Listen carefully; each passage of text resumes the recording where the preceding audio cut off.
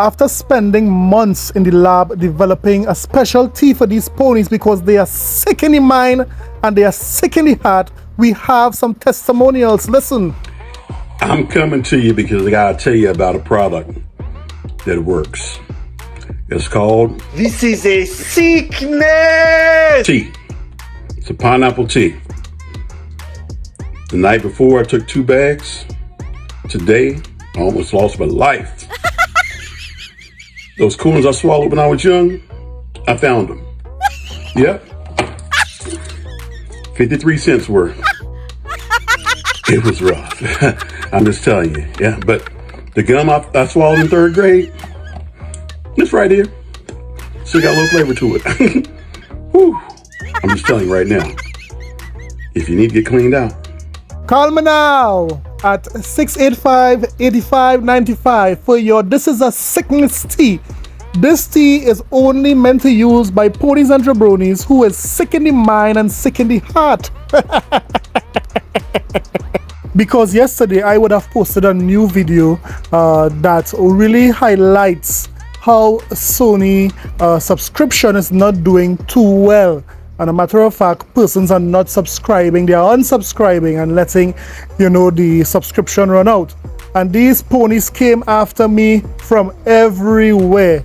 They were so triggered by that video yesterday that they said, you know what, I cannot read. I am giving misinformation to my community. They are saying that, hear what, that is why you can't understand anything. So could these ponies tell me, if everything is good in the hood when it comes to PlayStation subscription service, then why did Sony stop producing the numbers in 2023? Huh? Then why are some persons in my comments saying, here what, I am so happy to unsubscribe to PlayStation Plus. I'm so happy that this thing ran out. Why are they saying that? I didn't do that. That is what the audience is saying. That is what the media is saying. So for all the ponies in the comment section saying that what I said was wrong, I need you to hold on to this. At least my patented This Is a Sickness tea bag is working on some of these ponies like Malin Gaming. Let this sink in. PlayStation Plus Extra player count sees a big decline in July 2024. What have I already said to you guys? Every single time when we cover these PlayStation Plus games, I always tell you guys, open up your minds, open up your mouths about how you feel about these games. And you guys always do that. Like you always tell me, oh, Marlon, I don't like this game. I don't like that game. God dang, 50%. 50%. And obviously that is a very low performing month for PlayStation Plus Extra and Premium. That's why I've said, like, bro, to offset this price hike, Sony needs to do way more than what they're doing right now. How about no, you crazy Dutch bastard? 50%, bro, that's pretty significant. You know what I mean? Like, when you look at the games, bro, like for July, the reason why July was such a big, July 2024 lineup included well-regarded titles like Remnant 2 and Crisis Core, but players weren't really interested and they saw a huge decline. You know why they saw a huge decline in subscriptions that month, Malin? It's because that PlayStation Plus service has absolutely... There's no games! There's no games on it! There's nothing! It's a Netflix box. There's nothing. There's no games on this. The best thing about this is the controller, so you can play like Dark Souls on it. There is no games on this thing. There's nothing. PlayStation. Yes, they have nothing in that service. That service is so much trash. It's not even funny, but it is funny. So while these ponies pay $17 or $18 for basically nothing on that subscription, we are seeing that Xbox gamers are eating good. But today we are going to talk about Microsoft breaking all sorts of records when it comes to their financial update. We are going to also expose the PlayStation community who is celebrating that Microsoft consoles are down. They are so silly. I'm going to own them with that as well. So sit back and let's get it. This is a sickness! Let's get it. So before we continue, guys, do me a favor, take a sec and hit that subscribe button. You know, we are looking to grow the channel to 3,000 subscribers at the end of the year, and I believe we can do it. So hit that subscribe button if you like content like this, if you like Sony Pony Salt and a little bit of Nintendo news. So hit that subscribe button. Now let's get back to the video. First up, let's talk about media bias. We know that when Microsoft fires some of their employees, or when it is they close a studio, the media is quick to adopt that. The media is quick to report on that. But it just so happened that Playground Games recently opened a new studio, and we are not seeing much coverage on this. Why is that? Why isn't persons covering the opening of a new studio there at Playground Games, whether it be to help them with Fable or maybe to start on another project? But why isn't anyone talking about Playground Games is now encompassing 3 studios? Why is that? It's because of the media bias. That is why. But here I'm reporting it, that Playground Games has started a new studio. This is good news for the gaming industry because we are seeing more jobs is being provided by means of this new studio. Well, let me hear what you think about that. Next up, let's talk about Microsoft Q4 financial update. You see, Microsoft recently had their financial update, and we got to find out some interesting updates when it comes to Xbox software, the consoles. So let's listen to true achievements as they give us a little more insight into what occurred with Microsoft Q4 financial update. Listen. Xbox content pipeline has never been stronger, as Microsoft reports gaming revenue up 44%. Microsoft's latest earnings report shows that hardware sales have declined year over year while gaming revenue and Xbox content and services revenue increased. Microsoft's earnings report for FY24 Q4 shares some interesting stats when it comes to Xbox and gaming in regards to hardware sales and gaming revenue, while Chairman and CEO Satya Nadella reports over 500 million monthly active users across platforms and devices. CFO Amy Hood explains that gaming revenue increased 44%, with 48 points of net impact from Microsoft's Activision acquisition, while Xbox content and services revenue, up by 61% with 58 points of net impact from the acquisition, was slightly ahead of expectations. On the other hand, Hood says that stronger than expected performance in first-party content was partially offset by third-party content performance. Things aren't as positive on the Xbox hardware side, either, with revenue there decreasing 42% and 41% in constant currency.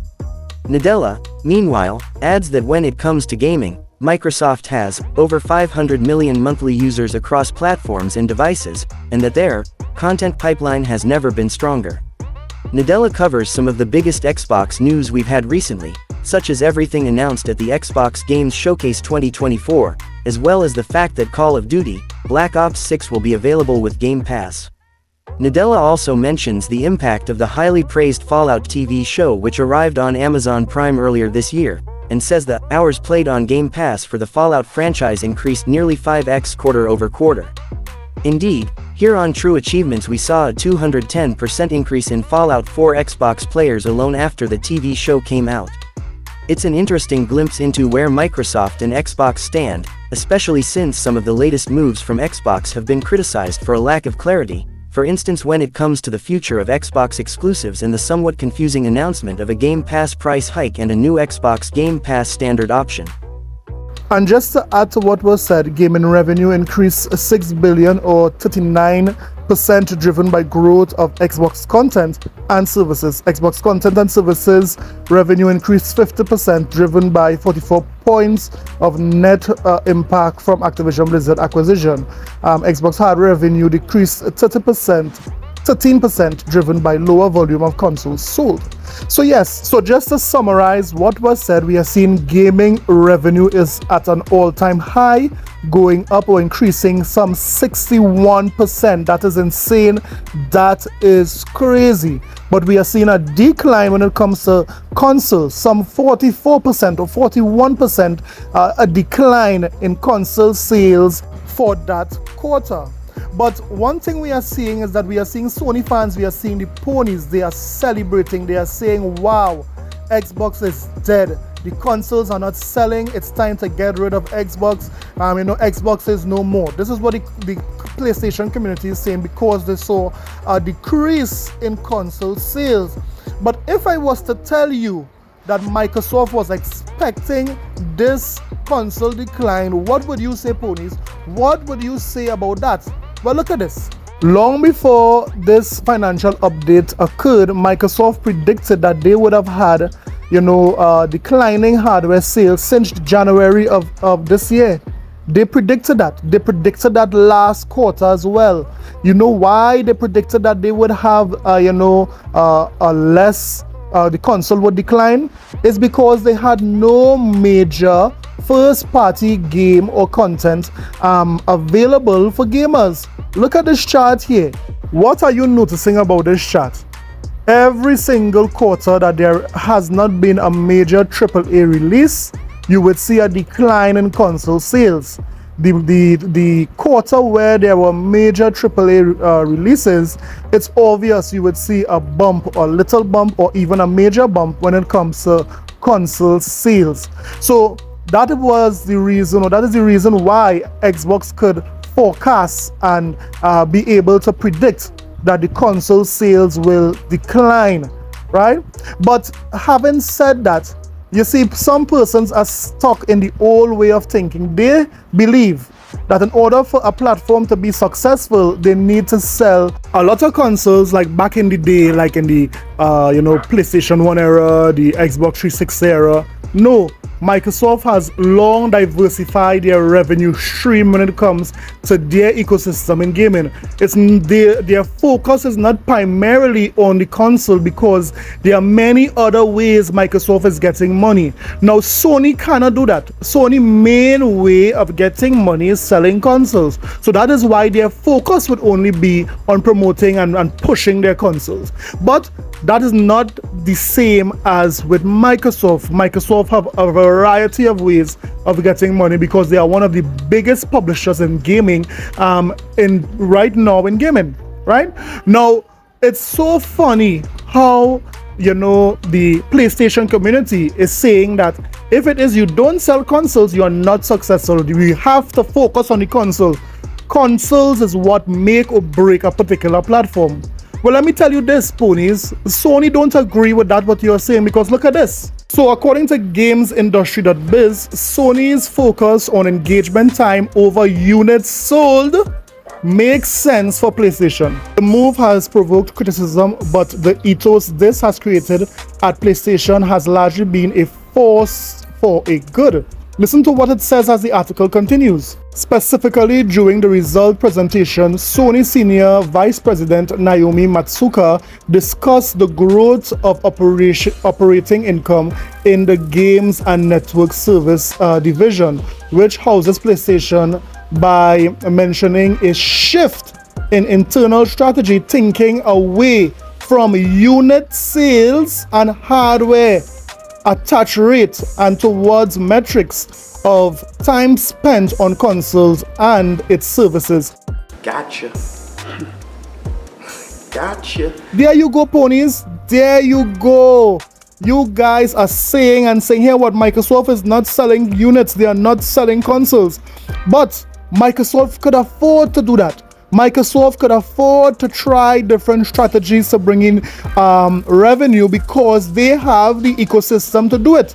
But here we are seeing this article was written in 2023, latter part, and Sony is now shifting away from unit sales, helping others to see that here what they cannot rely on unit sales only because their operating cost continues to grow. So hence Sony has no choice but to diversify what they are doing and not rely only on unit sales. So you ponies are saying something totally different to what Sony is saying. Sony is not saying that here what they're going to get rid of console altogether. They are saying that here what they cannot, that cannot be their main focus, which is console sales only. So this video just own you ponies for even glorifying and saying here what Xbox is dead, because here what they cannot be successful if they don't sell units. And this is exactly what Sony is going for, not only focusing on units but also focusing on, you know, their services and other ventures. But let me know what you think about all of this. All I know is this: because Microsoft is able to diversify in revenue and so forth, and in diversify in software, we are getting in Game Pass wonderful deals. There are rumors that Star Wars Outlaw would be coming to Game Pass. There are rumors that there would be a remaster when it comes to Mafia will be coming to Game Pass. All this is great content, all because Microsoft is betting solely on software. There will continue to be hardware, just the focus will not be on the hardware, just as what Sony is doing. So this is the end of the video, guys. Let me hear what you thought about it. Don't forget to like and subscribe for more videos. I'll see you guys in the next one. Later.